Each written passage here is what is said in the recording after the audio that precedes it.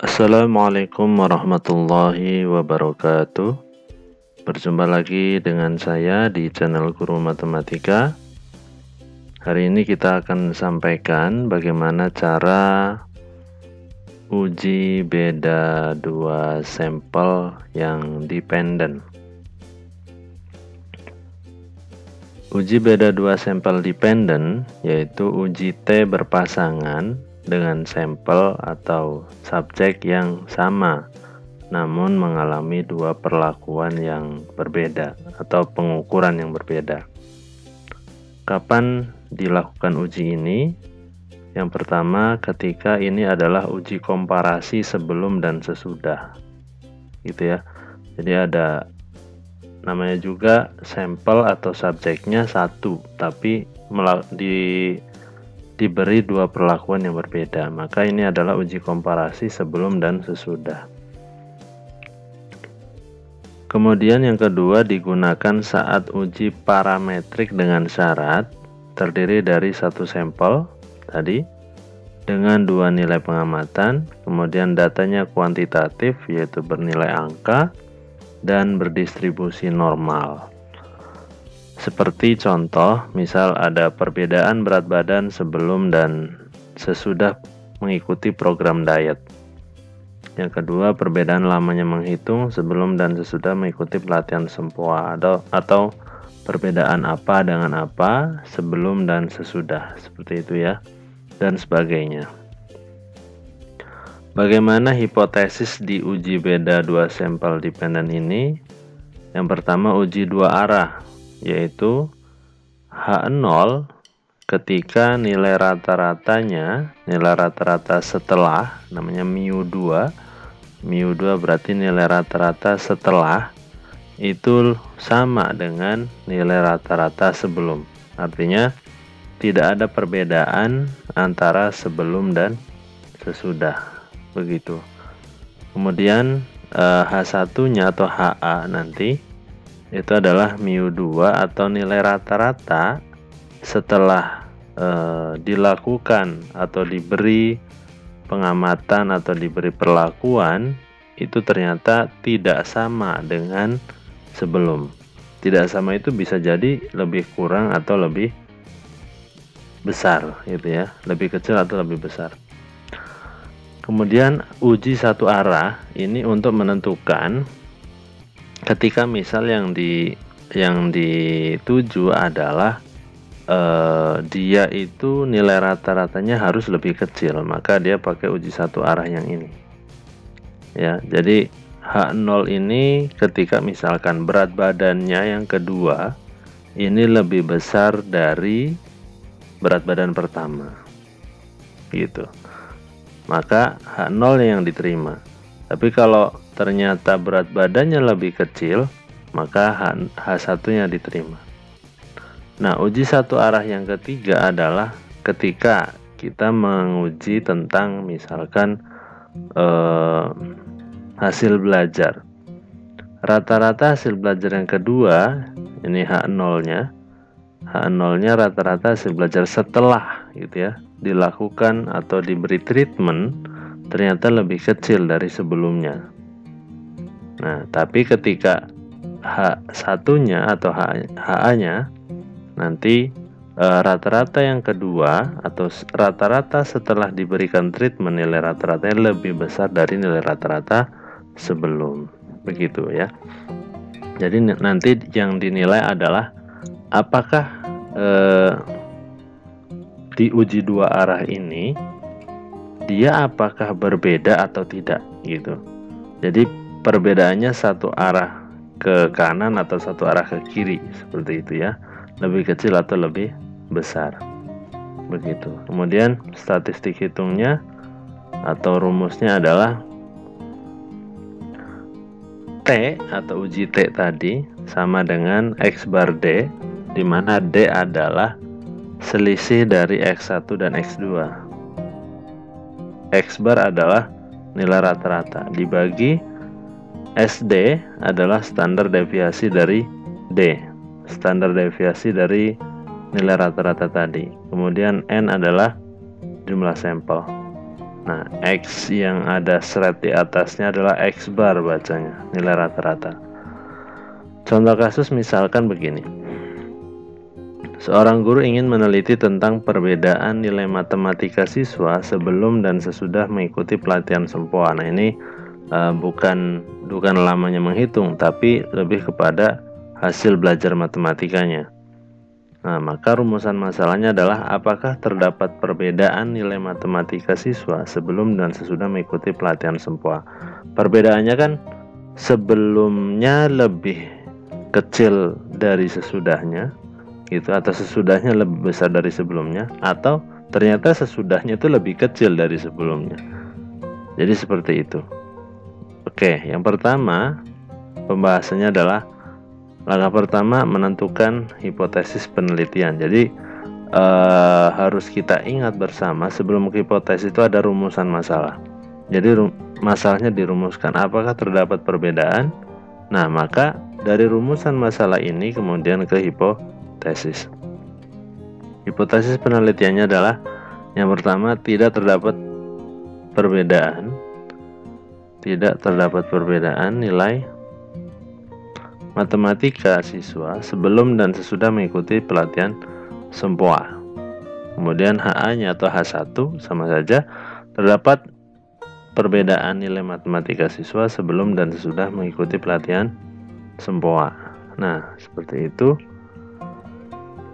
Dari hipotesis penelitian ini kemudian kita menentukan hipotesis statistik. Tadi yang paling atas, uji dua arah, ya. Karena tidak terdapat perbedaan, artinya apa? Nilai rata-rata kedua atau nilai rata-rata setelah mengikuti pelatihan sempoa ternyata sama dengan nilai rata-rata sebelum. Makanya di sini mu2 sama dengan mu1. Nah, tapi kalau dia ada perbedaan, terdapat perbedaan artinya rata-rata nilai kedua itu tidak sama dengan nilai rata-rata pertama. Nah, tidak samanya itu dia lebih kecil atau lebih besar, nanti kita uji.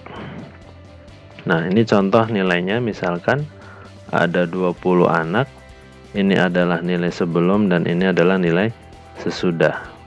Oke. Nah, langkah yang kedua adalah uji normalitas data. Nah, dengan standar pengambilan keputusan yang pertama, jika p-value itu lebih dari 0,05 maka data berdistribusi normal. Tapi kalau kurang dari 0,05 maka data tidak berdistribusi normal. Oke, saya coba copy ini. Ini saya copy. Nah, saya paste ke SPSS di sini.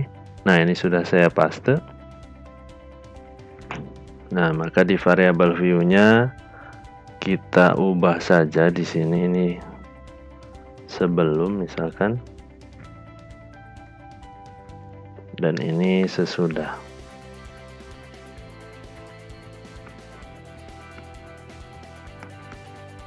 Nah, desimalnya saya nolkan, terus label saya ubah misalkan nilai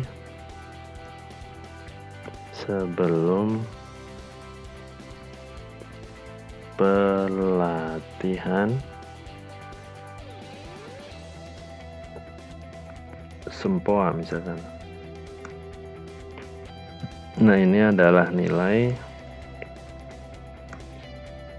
setelah pelatihan sempoa. Nah, desimalnya sudah kita nolkan. Langkah pertama adalah uji normalitas, analyze, descriptive statistik, kemudian explore. Karena ini ada dua nilai, ada nilai sebelum dan setelah, kita satu-satu kita taruh di sini semua. Kemudian plotnya kita klik, kemudian normality, ya, dan continue. Oke. Maka akan muncul output SPSS seperti ini.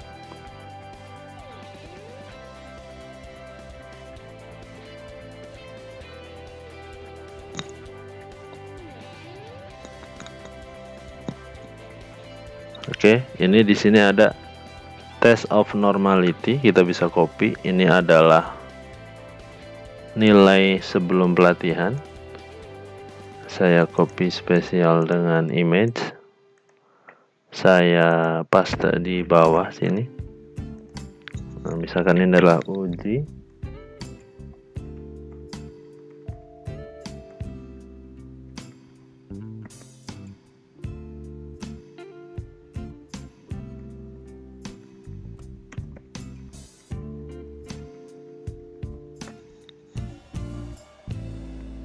Uji normalitas nilai sebelum, seperti itu misalkan.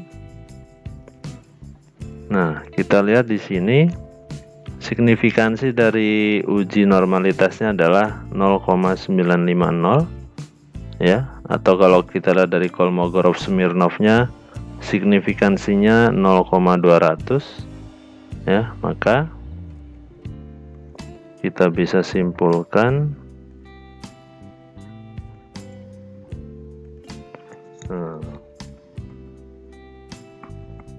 berdasarkan output di atas,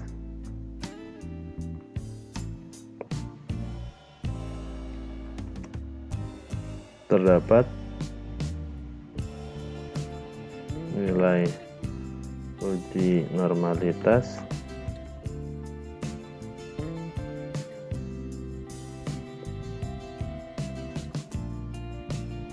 sebesar, atau uji normalitas kita bisa sebutkan Shapiro-Wilk gitu ya.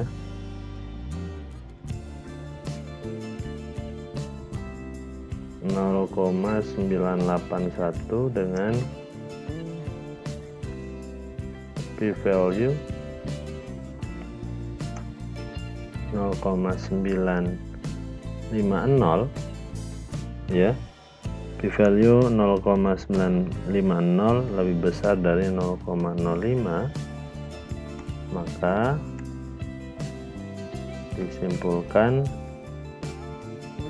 bahwa data berdistribusi normal. Nah, ini adalah uji normalitas nilai before atau sebelum. Coba kita cek bagaimana distribusi atau uji normalitas nilai yang setelah, yang after ya. Plotnya kita sudah oke, continue. Ya, maka akan keluar seperti ini ya. Nah, ini ini sebelum ya.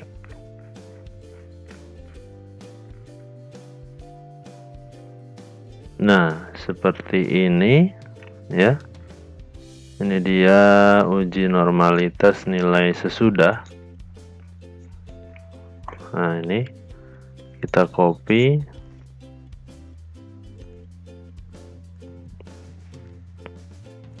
Oke. Kita copy paste aja kata-katanya karena hampir sama. Uji normalitas nilai setelah atau after ya. Setelah atau after, kemudian kita copy juga ininya.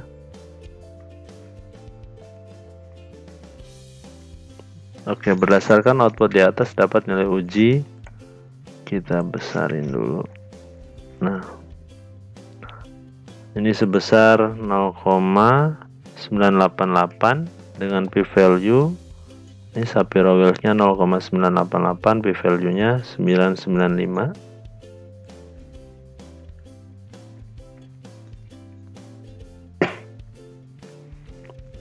Maka disimpulkan bahwa data berdistribusi normal. Nah, jadi dari uji normalitasnya bahwa ini boleh atau bisa dilanjut ke uji T. Karena dari syarat yang pertama paling atas tadi, datanya harus normal. Ya, data harus normal. Maka syarat yang pertama ini sudah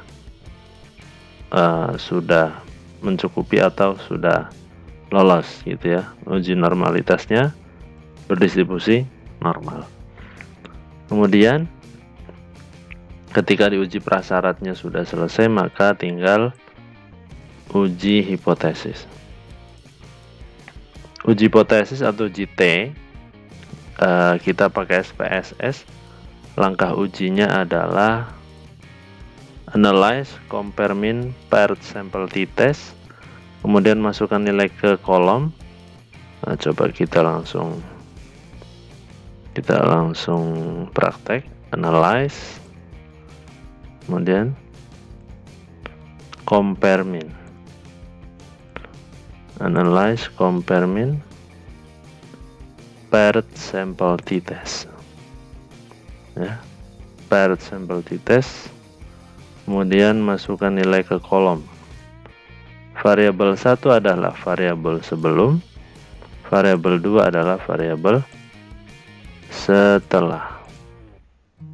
Kemudian klik derajat kritis 95%. Di sini option 95% sudah. Kemudian klik OK. Klik OK.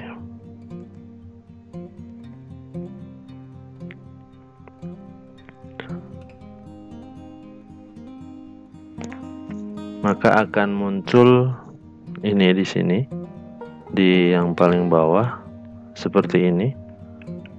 Nah, paired sample t-test. Ini bisa, agar tidak memanjang, bisa diklik 2 kali.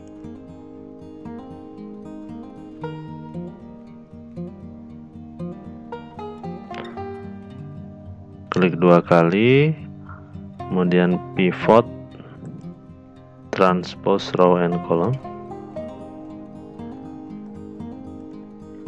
Oke, maka kita bisa dapat ini,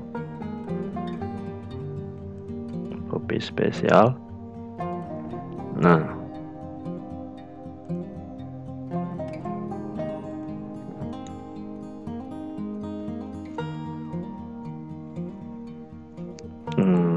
seperti ini, atau saya buat agak lebih besar. Nah, didapatkan nilai T-nya adalah minus 18,620. Kenapa minus? Karena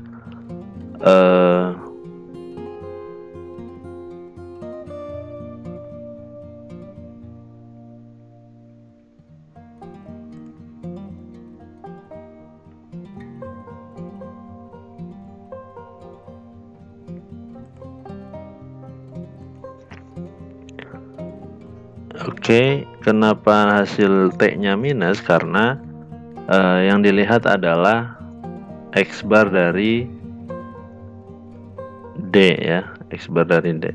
Ini selisih X1 dan X2, karena X1 nya nilainya lebih kecil, maka D nya minus ya. 88 kurang 100 dia minus 12, maka di sini T nya minus. Artinya apa? Artinya kalau kita lihat dari signifikansi totalnya di sini 0,000, kalau diuji normalitas itu dia harus lebih besar dari 0,05. Namun ketika uji T, dasar pengambilannya adalah lihat signifikansi p-value. Di sini saya tambahkan jika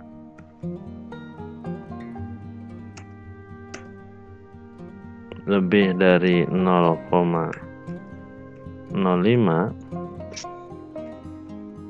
maka terima H0. Jika kurang dari 0,05, maka tolak H0. Oke. Jika kurang dari 0,05 tolak H0, kalau lebih dari 0,05 terima H0. Nah, berdasarkan output di atas.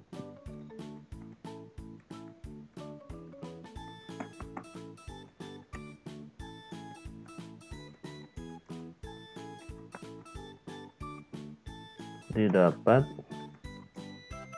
kita hitung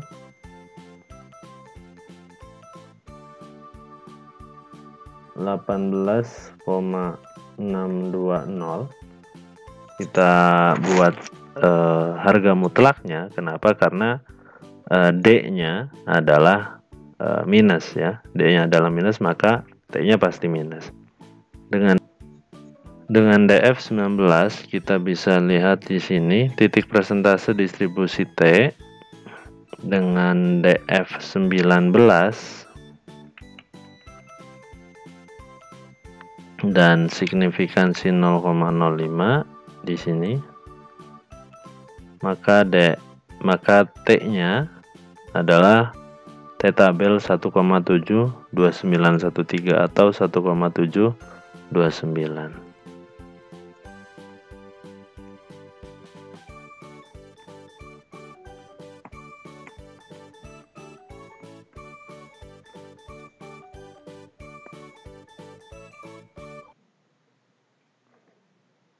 Satu koma 729.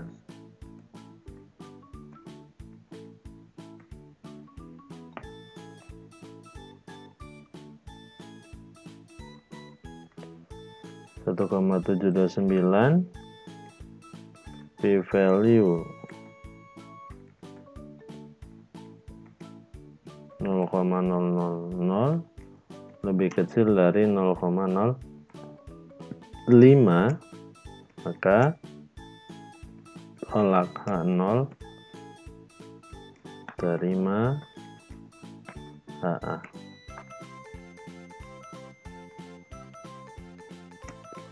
Kesimpulannya adalah kita lihat HA-nya.